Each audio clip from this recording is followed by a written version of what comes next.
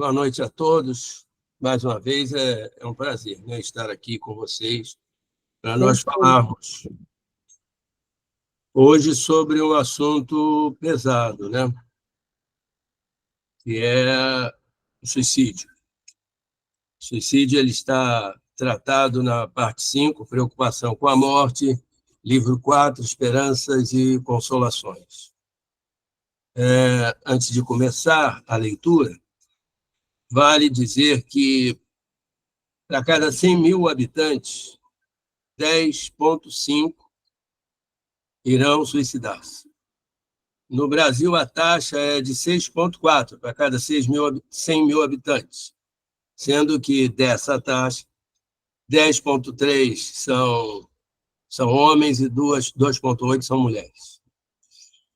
Nos Estados Unidos, em 2020, 45.979 registros de morte por suicídio foram apresentados, o que dá uma morte a cada 11 minutos.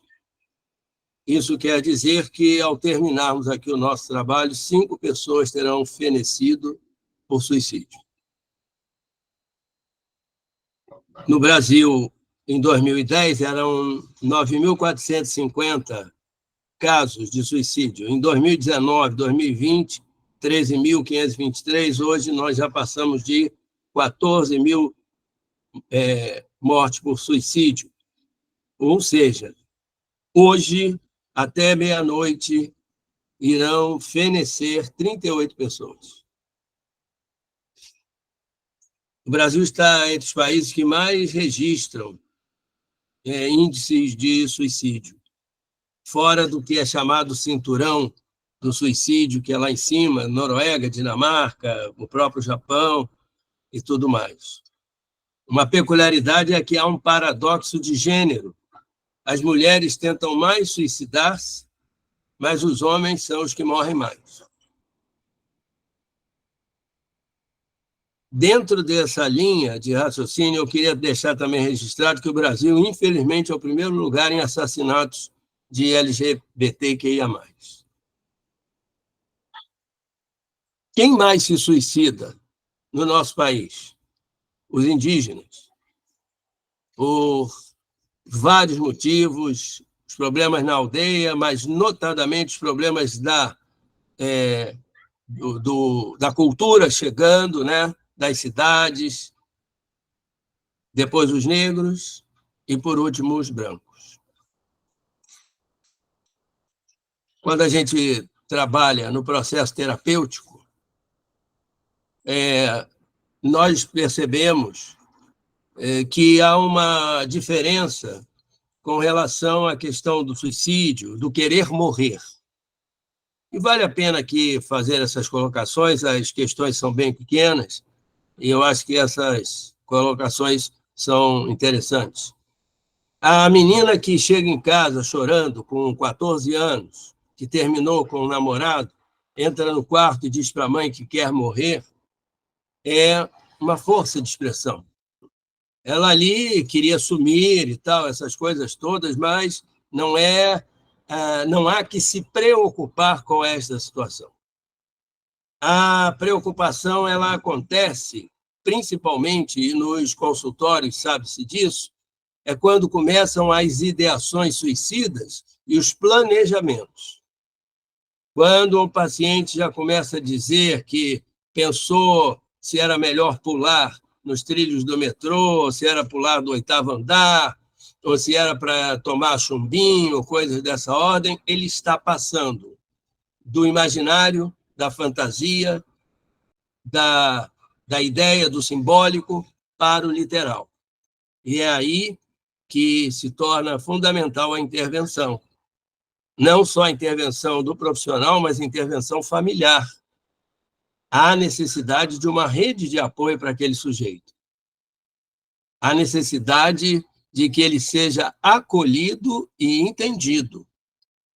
Não importa as razões que ele tenha, são as razões dele. E nós precisamos entendê-lo, acolhê-lo, para que possa esse nosso irmão ir desfazendo as suas fantasias com relação a essa saída. É uma saída que ele procura. Por quê? Porque ele não suporta mais alguma coisa, uma dor da alma, uma dor do corpo e da alma, às vezes uma pessoa doente querendo também fenecer antes da hora, fazer uma eutanásia e tudo. A busca do suicida, no geral, é a busca da paz. Ele quer alguma coisa que ele acha que não vai conseguir aqui nesse mundo de expiações e provas. A dor está insuportável. Por isso, nós precisamos, mais do que tudo, respeitar as pessoas com essa dor nesse nível. Não há que se criticar absolutamente ninguém. Através da doutrina espírita, a gente percebe que o suicida ele é repetitivo. Ele, ao longo de suas encarnações, ele praticou o suicídio. E ele vem para mais uma prova, uma expiação, na verdade, ele vem aqui mais numa programação reencarnatória, vai encontrar uma pedra no caminho e ele precisa vencê-lo. Então, é provável que lá nas nossas 40, 50 reencarnações aqui nesse planeta, nós já tenhamos passado por essas dificuldades. Tem uma passagem em Alice no País das Maravilhas, em que a rainha ela vem com o exército dela atrás da Alice. E a frase da rainha era: cortem as cabeças. Quem leu Alice no País das Maravilhas vai se lembrar. Cortem as cabeças, ela gritava. E a rainha, então, vai correndo atrás da Alice, junto com o seu exército de cartas e tudo. E ela chega, Alice chega num salão grande, e lá tem um gato e uma série de portas à disposição. E a Alice pergunta para o gato: eu preciso sair daqui, qual porta eu abro? E o gato diz assim: mas você quer ir para onde? Ela diz: eu quero ir para qualquer lugar. E aí ele responde: então abre qualquer porta. Então é necessário que nós saibamos e possamos refletir a respeito do que nós queremos, que porta nós queremos abrir. Porque há portas ali que ela poderia abrir, por exemplo, imaginando a rainha, agora no simbolismo, que a rainha fosse a grande depressão que eu tenho e que está me levando à ideação suicida. Então, eu poderia mergulhar nas drogas para poder sair desse mundo e me matar de uma maneira indireta, quase que praticamente direta. Então, são momentos de profunda dor que leva um sujeito a superar o seu instinto de sobrevivência e até pensando que será melhor para chegar a essa situação do suicídio. A pergunta 943, feita por Kardec, é a seguinte: e não vamos nos esquecer da época de Kardec. De onde vem o desgosto pela vida que se apodera de alguns indivíduos sem motivos plausíveis? Efeito da ociosidade, da falta de fé e, geralmente, da sociedade. Para aqueles que exercem as suas faculdades com um fim útil e segundo as suas aptidões naturais, o trabalho nada tem de árido e a vida se escoa mais rapidamente. Suportam as suas vicissitudes com tanto mais paciência e resignação, quanto mais agem tendo em vista a felicidade mais sólida e mais durável que os espera. Perfeito. Só que uma das causas de suicídio é a falta de emprego. É um sujeito sem trabalho. É um sujeito não podendo levar o pão de cada dia. É um sujeito vendo o sofrimento dos filhos. Então, a ociosidade aqui tem outro sentido. E o trabalhar também precisa ser localizado na situação.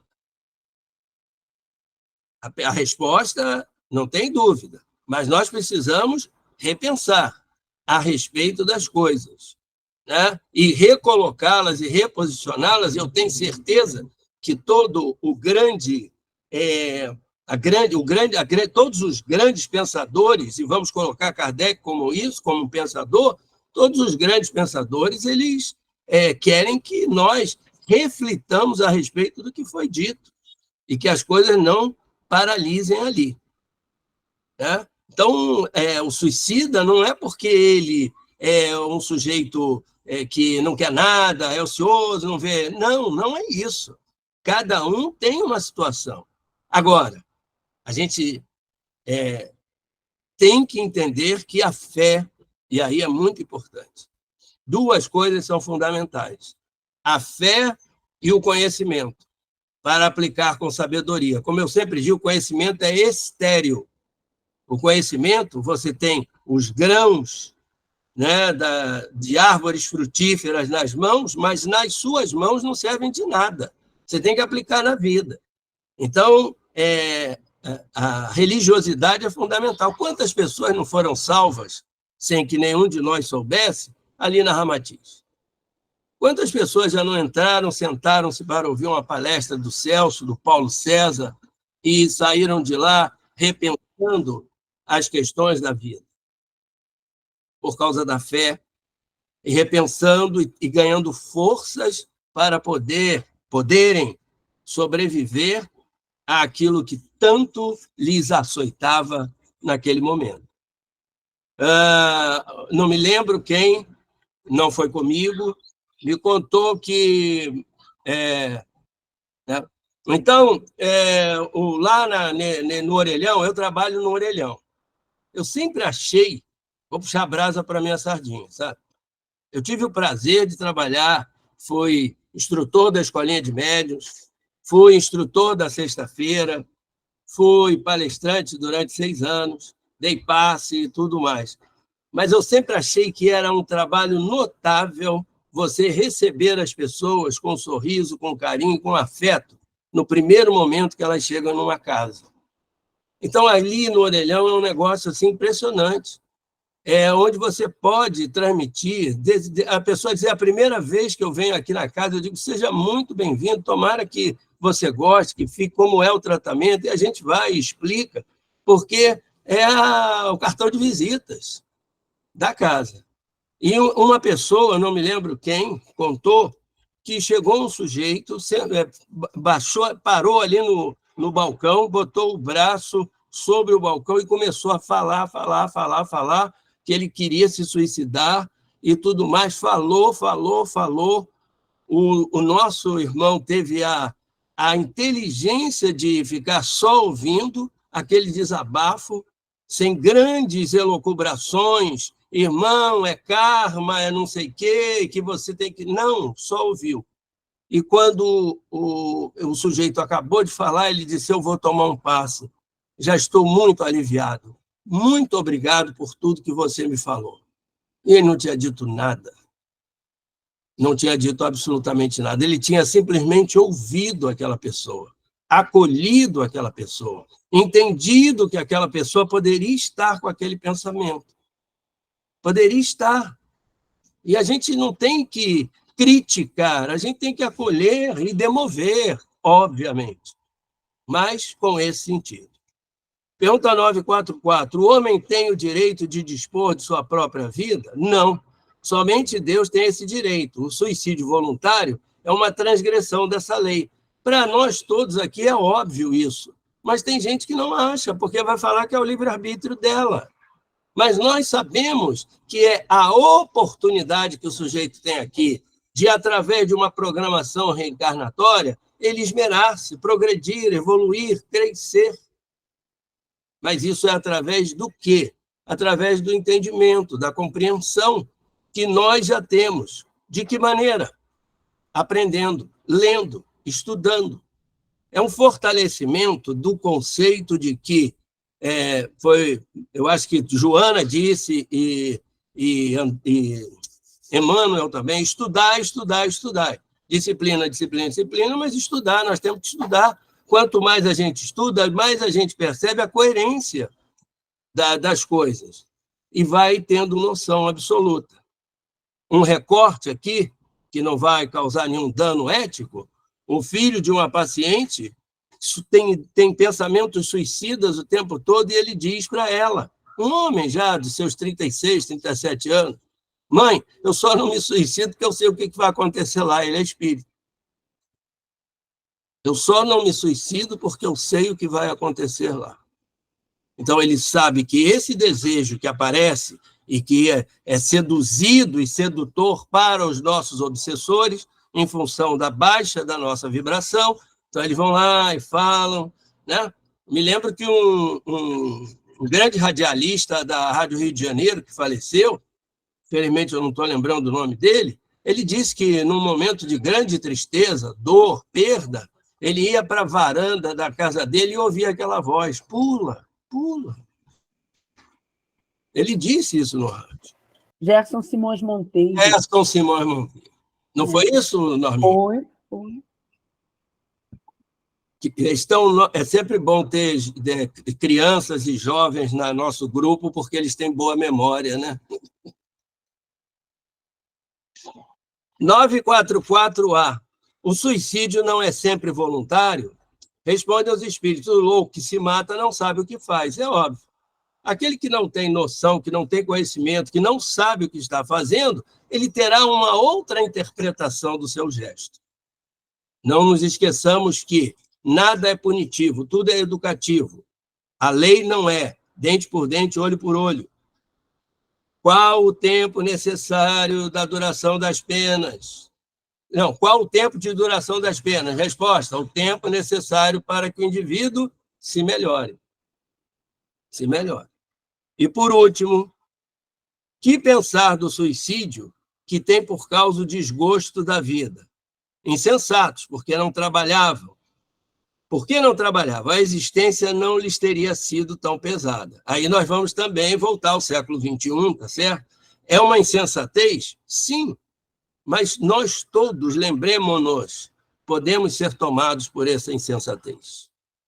Então, às vezes, um pai desesperado, repito, uma mãe, não estou justificando, eu estou colocando, desesperado com a situação, não sabendo mais o que fazer, pode ser que num momento de loucura, é um momento de loucura, né? O Freud dizia isso, né? O momento do suicídio é um momento de loucura, ele possa fazer alguma coisa.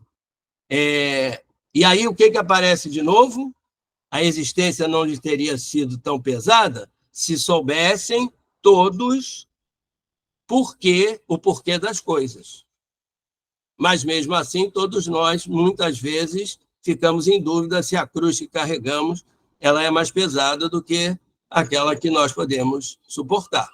Mas, com o conhecimento, o aprendizado e a fé, nós vamos lembrar aquilo que Celina, da Falange de Maria de Nazaré, mandou o Emmanuel dizer para Chico no momento de desespero de Chico. Isso passa. E é isso que a gente tem que levar no coração. Norminha, Beth, Paulo César.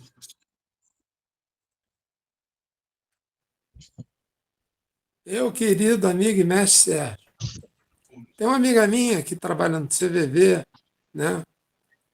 E ela comentou comigo exatamente esse fato que você narrou. Que as pessoas do CVV estão lá e aprendem só e somente a escutar. A pessoa precisa largar aquela emoção pesada para fora, ter alguém para quem falar aquilo e se aliviar, né? E ela me falou também que, em matéria de números, né, você deu vários aí, os números são muito maiores do que a gente imagina, porque tem muitos casos que a própria família não quer vizinhos, que familiares e outros que queiram saber que o seu parente se suicidou, né? Aí vem a questão da loucura e tantas outras coisas mais que a gente sabe. É esse o medo. Então, os números que você veio trazendo aí, meu querido, ela acredita, e você acha que também acredita nisso, né? São muito maiores do que os números oficiais que existem, né? Eu queria te fazer uma colocação. Vozes mentais. Até que ponto essas vozes são frutos das nossas vozes internas ou de vozes externas, querendo nos levar a esse ato final? Boa pergunta, Paulinho. Na psicologia tradicional, né, no processo psicológico tradicional, a gente chama de pensamentos intrusos, né? Os pensamentos intrusos são aqueles que nos chegam e sempre são carregados via de regra, de vamos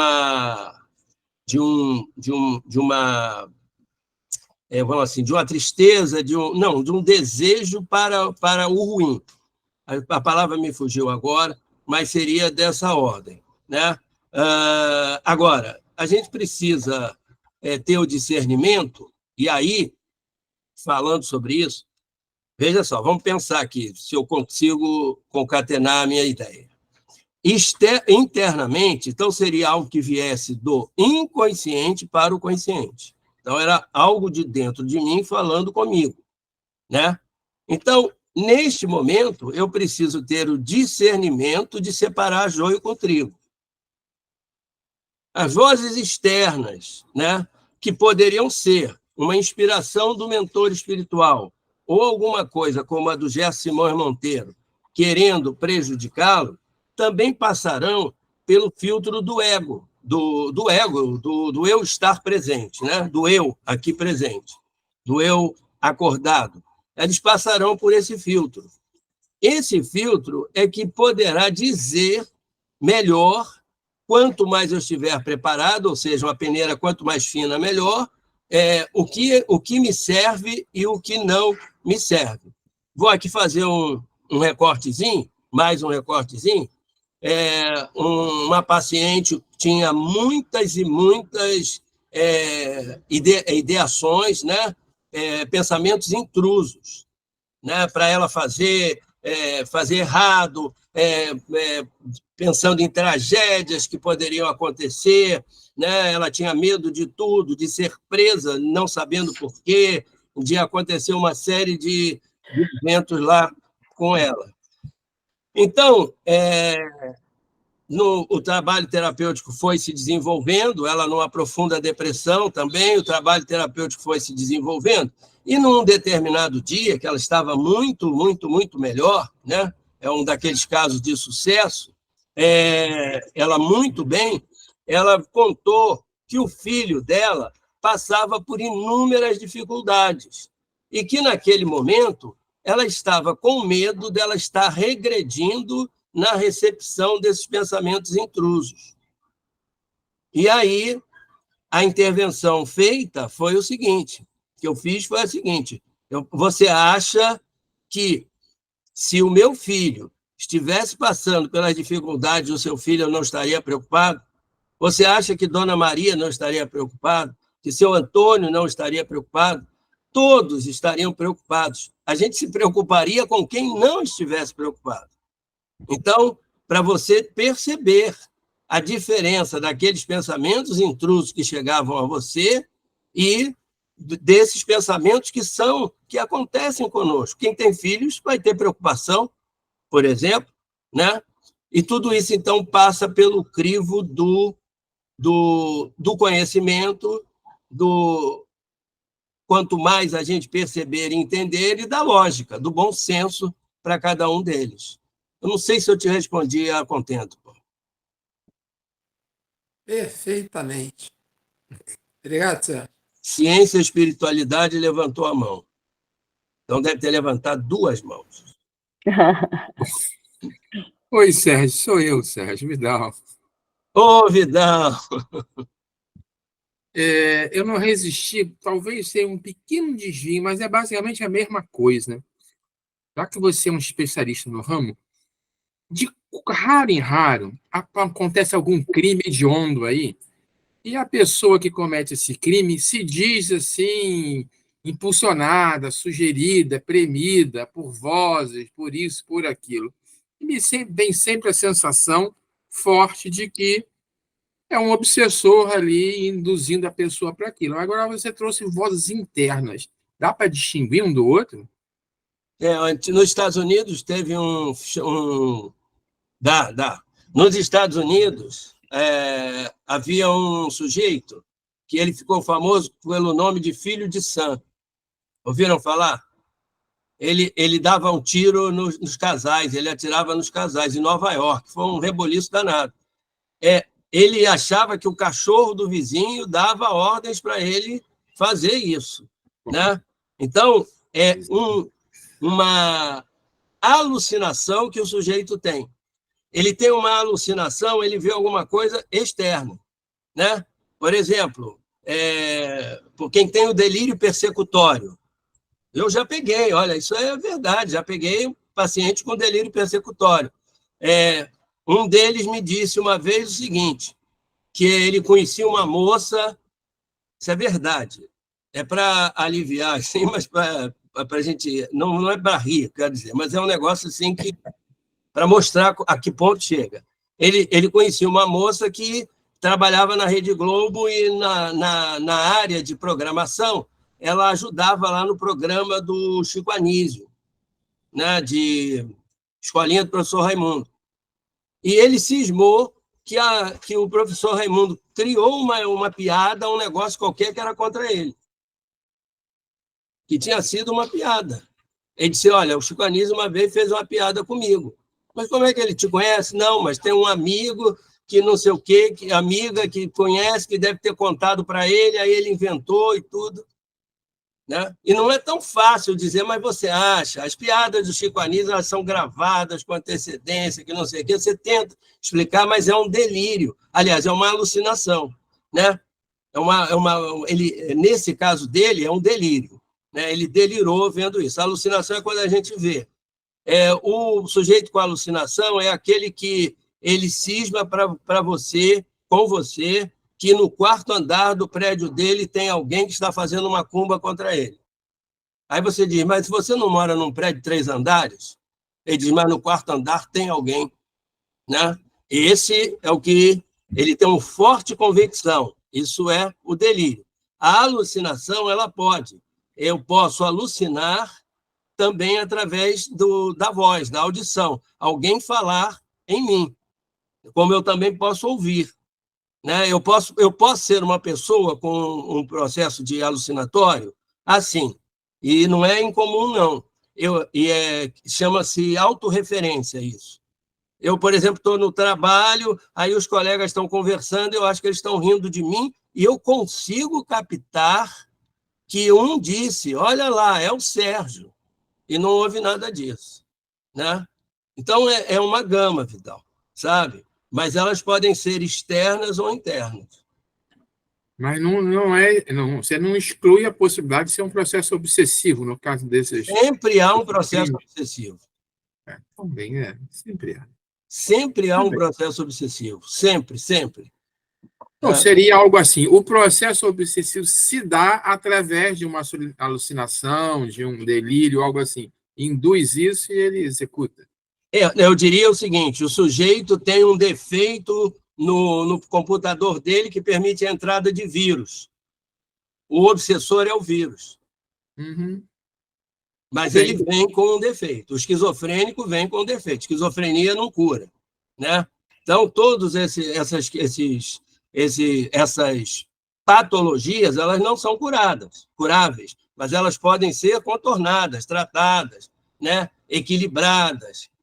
Com remédio, com arte-terapia, que era o grande trabalho da doutora Anísio da Silveira lá no Engenho de Dentro. Mas, se a gente partir da premissa que nós não fizemos só amigos ao longo das nossas encarnações, né, sempre haverá um que, aproveitando, né, o furo na parede, né, no wall, né, de proteção, vai acontecer de fortalecer aquela coisa. Tá bem. Falou, não quero atrapalhar mais, não. Obrigado. Não atrapalhou em nada. Eu dei uma variada para delírio e alucinação, porque eu acho que vale a pena, né? A gente pensar nas duas coisas. Então, olha, para completar, é o seguinte: o dirigente do centro espírita que vai definir, ou o grupo que vai definir, se o sujeito é médium, com uma mediunidade ostensiva muito forte, ou se ele é psicótico, tem que ser alguém com uma inspiração muito grande, trabalhando com o mundo espiritual ao lado dele e tendo também o conhecimento, né?